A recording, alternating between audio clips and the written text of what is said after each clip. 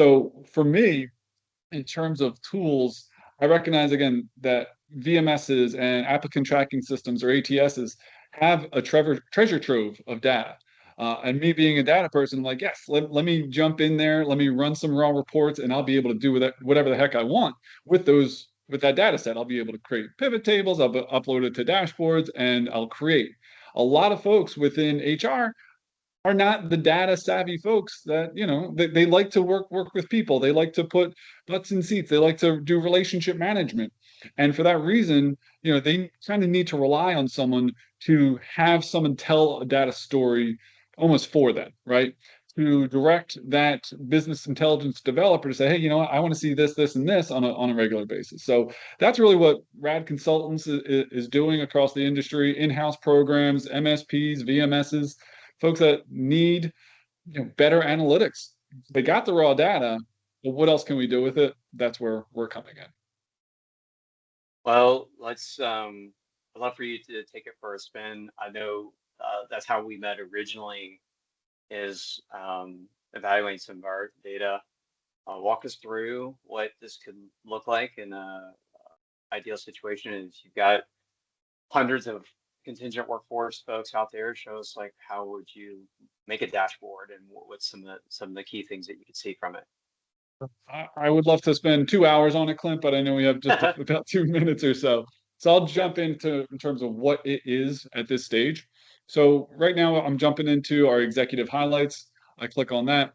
And I'm able to see a couple different contingent labor specific measures. Right now they're specific to spend and headcount. So you got total spend, invoiced workers, number of suppliers that are on the program, number of hiring managers that have spend.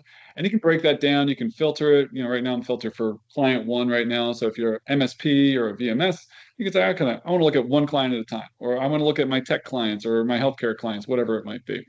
But then you say, well, this is way too high of a level, right? This is a 50,000 foot view. You click trend view and you see each of these measures. And right now I'm looking at it by, just a quarterly basis here. Let me switch this to monthly. And you can see that will dynamically adjust based upon, a couple buttons that you click.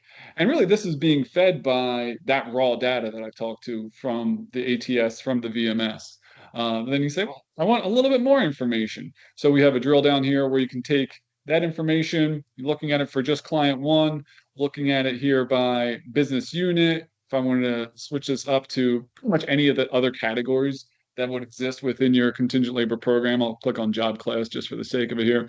This is probably not applicable as related to projects and such. So really dynamic way of analyzing the data, analyzing your supplier performance as well. So, and you want to make sure everybody is being considered within the space of requisitions that is appropriate for them. You don't want to compare an IT vendor with a marketing vendor, right? Or clinical or whatever the case might be. And what else we're able to do is not just take 1 or 3 or 4 measures isolated. What we want to do is we want to aggregate some of these measures so they can tell more of a complete story. So here what we've done, I'm going to click on quality here because you got speed, quality, and cost, and those are all very, very important things to consider when you're looking to optimize your contingent labor program. And what we've done is we've pre-selected 3 different contingent labor specific measures. Here we have percent of candidates qualified, percent of candidates that have been interviewed, and percent of candidates that have been hired, and then getting an overall rank. So depending upon what the client cares the most about, they'll be able to rank their business units in this case by each of those measures. And if I wanted to focus on just one, I can click on credit services and I can find out exactly, all right, I need to have a conversation with Joan from credit services. I can see that she's not really engaging with the program. Our hiring managers are probably seeing some issues that we want to resolve before they really start raising their hand. So giving that data visibility to the program sponsors, giving them a leg to stand on when it comes to having conversations to improve their program. Awesome. Well, thanks I appreciate the past couple of months of you giving me coaching and help me look at the different ideas of things that are important. Let's go into the Q&A. This might be what you mentioned might be less of an issue for smaller organizations, but how can somebody who's at a small company with limited resources implement these best practices? So if it's at a small company, My guess is, let's say they have under 100 contractors, or under 50 even. There are kind of like straws that break the camel's back and say, okay, listen, we need to have a lot more regimented process. We need to implement a VMS. However, I have seen programs that are upwards of $30 million in total program spend that don't have a VMS. Now, I would advise that a VMS or a technology that can structure this whole process is something I would strongly consider if I was in that situation. However, if you're going to say, listen, we don't have the ability to implement a VMS, there are situations where independent consultants, folks with history within the space, can come in and say, listen, here's all the things that you need to consider. We need to do an implementation plan. We need to understand what skill sets that we have right now within our current employee base that can contribute to making this program successful, that can create some technology, whether it's using Excel and things of that nature, which again is not the most robust, but it does happen. If you're going to do that, you can do that in a much smarter fashion than saying, let's start and sell A1 and see how it goes. That's a recipe for success. So if you're not sure and you can't implement some kind of a very robust system or technology, reach out to the folks that have been in the space for a long time, that are, whether it's consultants or whatever the case might be, that have seen a lot and spent a lot of time in the space, that are more than happy to roll up their sleeves and help you out setting up a process there. No, that's awesome. And if I was this small to medium-sized business owner and I wanted to start doing something like this, what would you recommend be the first metrics that I'm going to track and evaluate with my contingent workforce? If we had to say, top 5 most important. Yeah. It's funny. You can aggregate numbers and then you can just say, okay, we have a one-off number. So you think about it. Let's say you have 50 work orders. That's a measure. 50 work orders. You wouldn't have that number or that metric without knowing, okay, 1, 2, 3, 4, 5, right? And then you have within each individual one, you have a bill rate. You have how long did it take to find this work, right? What is their markup? Who's their supplier? What's their job category? What's their location? All that different kind of information is also other measures. So then all of a sudden you can say, okay, we're going to aggregate 50 work orders, average bill rate across all of those.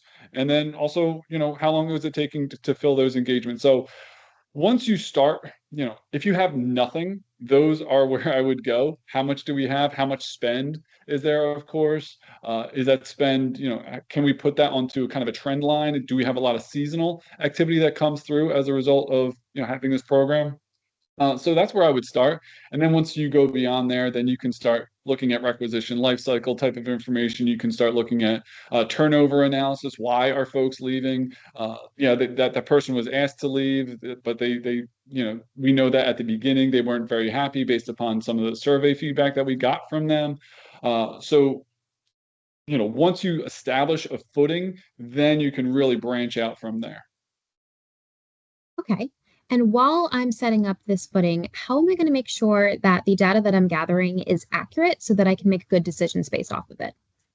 Yeah, right now, there's always that saying, garbage in, garbage out, but I like to say quality input yields quality output.